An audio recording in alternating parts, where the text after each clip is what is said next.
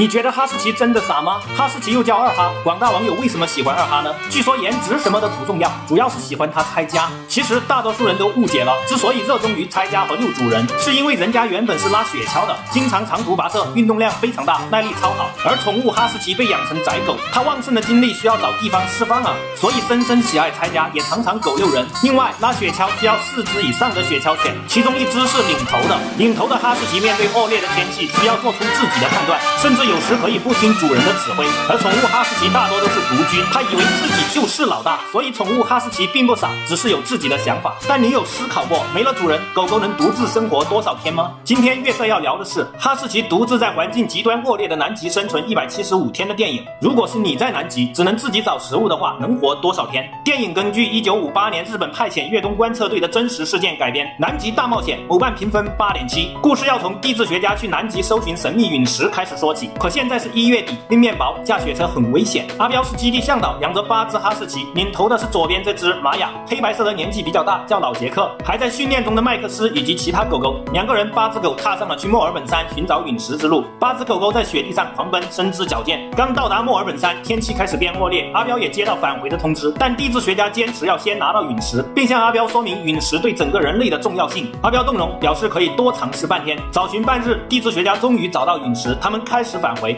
可返回的路上，阿彪发现有只狗狗受伤了，他停下来检查。地质学家不小心掉到冰面，冰面开始裂开，地质学家又掉进冰窟窿，全身温度骤降，手脚开始麻木。如果不救，地质学家很快就会变成冰块。可阿彪不可能自己过去，那无疑是找死。这时灵巧的狗狗负担起救援任务，阿彪把绳套给玛雅，玛雅小心翼翼往前爬，将绳套递给地质学家。玛雅还真是个细心又胆大的姑娘。地质学家慢慢套上，跨过手臂，阿彪和狗狗合力将地质学家拉出。地质学家身体状况非常差，一群狗狗可能是懂得情况危机，他们拼命拉着雪橇奔跑。尽管长途跋涉又是暴风雪，玛雅还是带着主人和其他狗狗回到基地。可地质学家冻伤很严重，救治不及时，左腿就没了。阿彪自己的手指也是3级冻伤，伙伴们劝他赶紧乘飞机走。阿彪要带上他的狗，但飞机太小，前女友又保证会回来接狗，阿彪勉强同意离开。临行前，他怕狗狗挣脱乱跑，还刻意将链子拴紧。他亲吻着狗狗道别。飞机上，他心里很不是滋味，可更难受的在后面。医院里醒来，前女友告诉他天气更恶劣了，领导取消了一切往南极的行动。他请求领导一听是为了8只狗，断然拒绝。阿彪的内心是煎熬的，狗狗们从此需要在环境恶劣的南极独自生存了。生活不如意或不会管理的人一定要看看这群哈士奇。这是他们被遗弃在南极的第4天，所有狗狗情绪低落。可当旗子被风吹走，它们开始躁动，其中1只挣脱了链子，它捡起旗子往回跑，多么有荣誉感的狗狗。这时其他狗狗也开始挣脱链子。接下来这一段被很多人奉为经典。独立生存的第15天，飞来1只海鸟，麦克斯很激动，第一个跑去追海鸟，其他狗狗紧随其后。但老杰克年纪大又比较听话，他趴着不动。玛雅是个超温柔的女孩，她走过来抚摸舔舐老杰克，不需要人类的语言，这些动作足够表达他们之间的友谊。老杰克还是不动，玛雅只好跟上队伍。哈士奇们很想吃肉，尤其是麦克斯。麦克斯莽撞行动，吓跑了海鸟。领头的玛雅心里有想法，开始给狗狗们安排任务，但麦克斯不停指挥偷懒。狗狗开始行动，玛雅负责佯攻。其他狗狗从另一侧扑来，刚好捕捉到被玛雅吓过来的鸟。狗狗们开始分食物，这时麦克斯超想吃，但很明显其他狗都不想理他，一只狗还凶他，最后还是好心的小白分他吃。是啊，一个团队要有目标，有计划，如果有人不服从，就要给予惩罚，但制度外也有人情。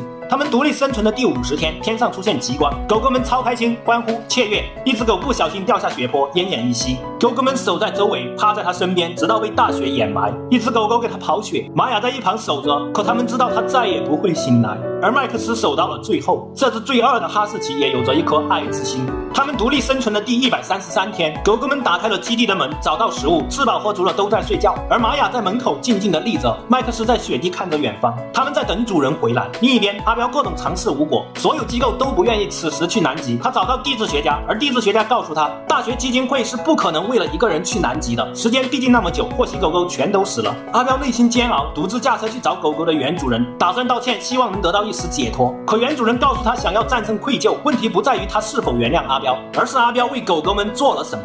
阿彪重新燃起斗志，再去找地质学家。此时的地质学家已经因为那块陨石功成名就。地质学家看着女儿给狗狗们画的画，他深受感触，又发现科研经费还有剩余。阿彪在海边找船，刚好遇上赶来的3个朋友。原来是地质学家决定用剩余的经费租船带他去南极。4人乘船一路前进，冰块越来越厚，最后破冰船都没法前进。这是一段经典，被很多公司用来凝聚团队，也是很多人在生活困难的时候一定会看一次的电影。一群哈士奇被遗弃在南极的第152天，麦克斯独自发现一只鲸鱼尸体，可尸体里藏着一只海豹。很明显，他一只狗没法搞定食物了，他急得转圈。这时玛雅带着团队来了，玛雅给麦克斯分配任务。麦克斯看着鲸鱼尸体，他懂了，他向海豹挑衅，还叼了块肉。海豹怒极，开始狂追麦克斯。这时伙伴们跑下来大快朵颐，海豹追着追着发现不对劲，往回赶去。麦克斯发现水里没了动静，察觉到异常，放下肉。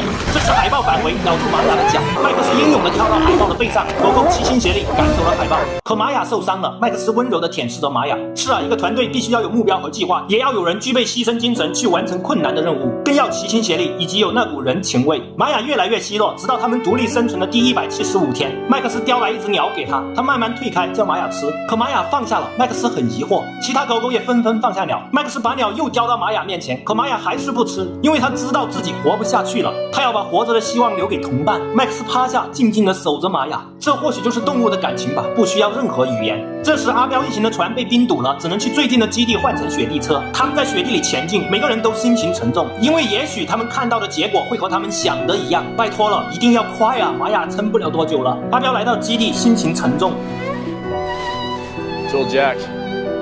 他继续拉，发现链子被震断。